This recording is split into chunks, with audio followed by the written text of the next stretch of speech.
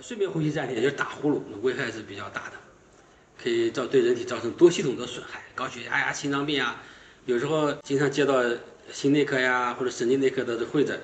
年纪轻轻的脑子心脏出问题了，然后找回原因，发现是个打呼噜，睡眠呼吸暂停，这就是属于亡羊补牢了。如果早点处理的话，可能就那个心脑血管发病率就下来了，就不会那么痛苦了。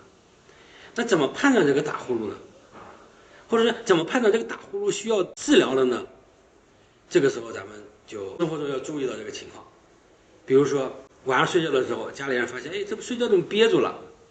这个提示就有问题了。或者说出现了一个高血压或者糖尿病，那高血压呢，血压控制也不好，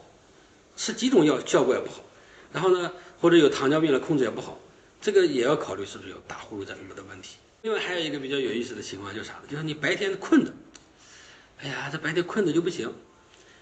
别人精神抖擞呢，这个也提示你可能晚上睡得不好，可能和打呼噜有关。有时候我们去开会的时候，就能听到会场有人打呼噜，也是提示你可能晚上睡得不好。